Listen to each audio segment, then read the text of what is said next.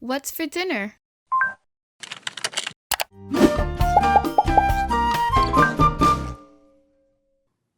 Hey everyone, I'm Chef Z and welcome back to Chef Z Cooks. Today we're going to be making Arepitas de Yuca, which are yuca fritters and super popular in the Dominican Republic.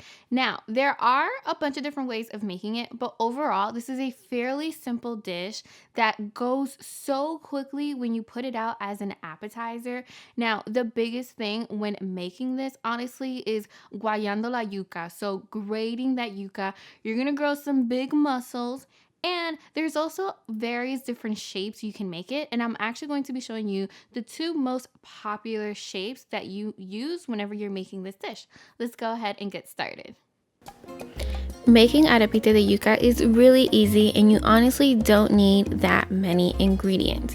Now, before we jump into the recipe, I do want to let you guys know that when you peel your yuca, you want to take out the little vein that's in the middle of the yuca itself. It's very hard and coarse, and I just recommend always taking it out anytime you're making some yuca. So now we're gonna go ahead and we're gonna start grating our yuca on the smallest slicer that you have. So this is gonna be the thing that give you the smallest bit because you want it really nice and thin. So once you've shredded all of your yuca, it should look something like this. I want to show you guys the consistency that we're looking for. That's why we want to grate it on the smallest side that you have. And now we're going to season everything to taste. We're going to add some anise seeds, we're going to add some sugar, and we're going to add some salt to taste as well.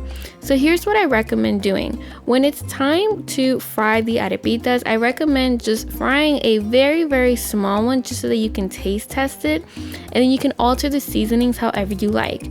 We're going to go ahead and we're going to add 2 whole eggs, because this is going to be the thing that actually holds the arepita together. So the eggs are actually the binder in this whole entire recipe. We're gonna mix that until it's well combined. Now, you can actually make the batter ahead of time and store it in the refrigerator and then fry them when you're ready to eat it, because as you guys can probably guess, this thing is best served when hot, so you do kind of want to make it to order. So now there's 2 different ways of actually forming your arepita. You can make them nice and flat just like you see me doing here, and you can do this with your hands. And once you form them into the shape, you're going to go ahead and place them into some canola oil or vegetable oil, whatever you're using, and you want to have that on a medium flame. And the other way that you can form them is by forming them into little chulitos. I like to think of them almost as like little mini cigars, and you want to place that into the oil as well. Now, I highly recommend frying them on a medium flame. That way they cook all the way through, and you know your arepitas are done when they're kind of nice and golden brown. Don't forget to flip them just so that it gets even color throughout.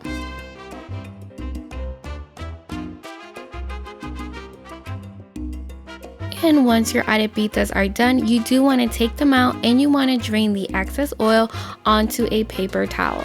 Now, I mentioned before that this is great as an appetizer, and it honestly will not last. They're usually the first things to go, and I find that they taste absolutely delicious when they're nice and warm. Let me know down in the comment section if you like the arepitas the flat way or the chulito style. If you have any questions, comment down below. And until next time, I'm Chef Z y buen provecho. I do have a few little tips and tricks to kind of help avoid burning yourself. So whenever you're making the arepitas, especially if you're making one of the flatter ones, just go ahead and place the flat arepita raw uncooked onto the spatula and then put that into the oil. Let's say you've actually already been frying a couple of arepitas, so there's already oil on your spatula. When you put the uncooked arepita onto the spatula, it's actually going to stick just a little bit, but listen, fixing that is super easy. Just take a spoon, put the spatula into the oil, and then with the spoon, just gently nudge it into the oil, and it's going to fry perfectly. And you can use this trick as well if you're making the arepita that's in the style of the chulitos, which is the little round cigar type of arepitas that I also showed you guys how to make. So that's a quick little tip, and I really hope that it helps.